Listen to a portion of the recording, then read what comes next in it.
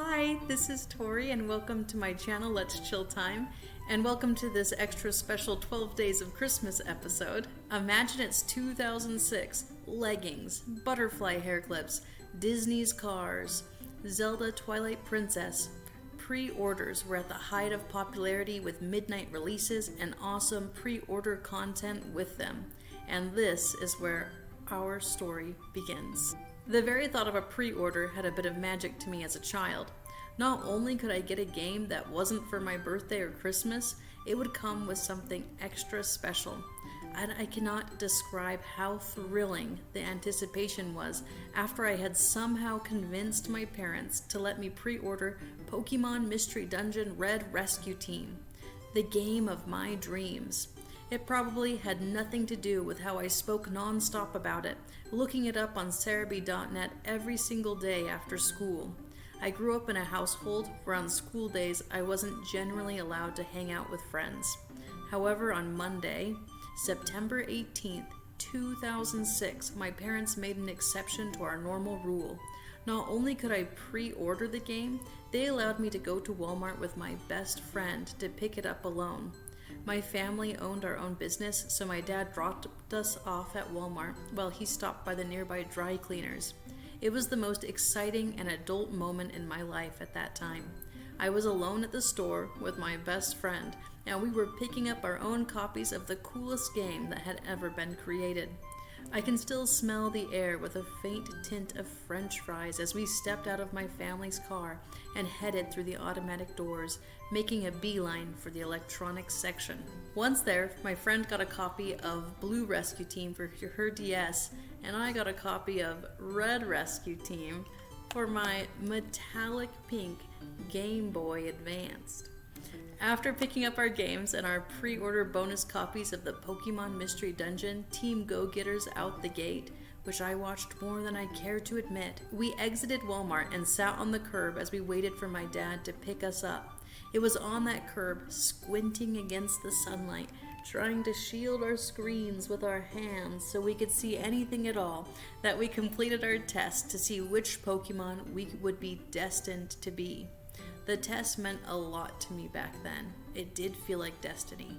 I took everything very seriously, reading each question carefully, closing my eyes, trying to envision which response I would actually choose. After I had finally finished the test, I learned I was destined to be a Bulbasaur. Never before had a Bulbasaur been that interesting to me, but there was something about it being truly me that made it the perfect Pokemon in that moment. My dad picked us up and we went to my house where we could actually see our screens and we were out of the wind. I'll always have very fond memories of playing that game in the parking lot though, along with many other memories, many of them with my best friend. But how did a bunch of 2D sprites from 2006 make me cry? And I'm not talking about my horrible little brother wanting to play Mario Kart when all I wanted to play was Super Smash Bros. Melee kind of cry.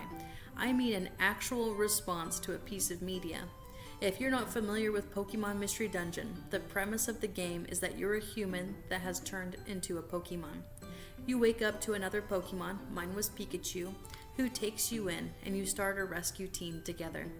Together, you partake in many adventures, saving Pokemon trapped in dungeons, building a team from the ground up, and making many friends along the way. Through it all, you have no better friend than that first Pokemon you met when you woke up to a strange world. Alone, lost, and without memories. You learn new moves, climb the ranks, and have fun while doing it. At one point, however, your fun, carefree adventures take a drastic turn. It is discovered by others that you're a human, and you're blamed for making a horrible, selfish decision that has put the world of Pokemon in danger. Those that once were your friends and your neighbors turn on you. You are expelled from the village that you had called home and forced to run while trying to figure out how to save the world. Above all, you're struggling to come to grips with your possibly more cruel identity. Could you be this horrible person the others claim you are? It seems as if there is no other possibility. With a broken heart and anxious thoughts, you find yourself exposed and lost once more. But this time, you're not alone. Your friend is with you through it all. Through the most fiery of dungeons to the coldest of mountaintops, they never lose faith in you. When the world has abandoned you, has called you a villain, has hunted you like a criminal, your friend has not. They are with you. And even when they struggle with their own fears and weaknesses, they don't leave you alone. What was supposed to be a path of solitude and fear is made lighter by your loyal companion. This meant a lot to me as a kid. I remember when everyone turned against me in the game, I actually felt hurt. The injustice of it all broke my heart, and I had spent hours saving Pokémon, making friends, making the world a better place, and then everyone turned against me. It reminded me of my own helplessness. I was a very shy girl. When I was confronted, when I made a mistake, when I needed help, I would retreat into myself. There were times I was blamed for things I hadn't done, and instead of standing up for myself, I would let others berate me, both children and especially adults.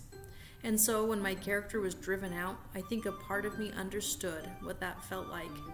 I think all of us can understand what it feels like to not be accepted, to work hard at something and have it go unnoticed or uncared for, or to think everything is finally looking a little brighter, only to find yourself shoved back into the darkness by someone's unkindness. So much hurt, so much fear filled my rescue team's journey. But there were good things too. There were victories, there was laughter, there was personal growth, and there was always my friend faithfully by my side. And then, in the end, it is discovered that you aren't this horrible human whose action has caused such a calamity. You clear your name, and for a moment those carefree days of adventure and doing good return. When the world is put in danger again, you leave not as a fugitive, but as a hero to save everyone, the very friends and neighbors who had turned their backs on you. But you do it because you are good, and you are brave, and you will not let anyone feel the loneliness, the fear, and the loss that you had felt. Though being turned against impacted me greatly, it was not this point that made me cry.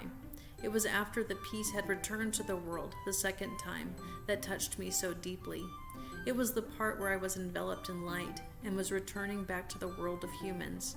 My partner, faithful until the end, is in tears, begging me not to go, unable to bear the weight of their own body as our parting has left them so grieved. This meant a lot to me. Friends are important as a child and at any point in life. And here I was playing a game that to this day I still tie completely to my best friend growing up. We got the game together, played it all the time together, talked about it whenever we had the chance.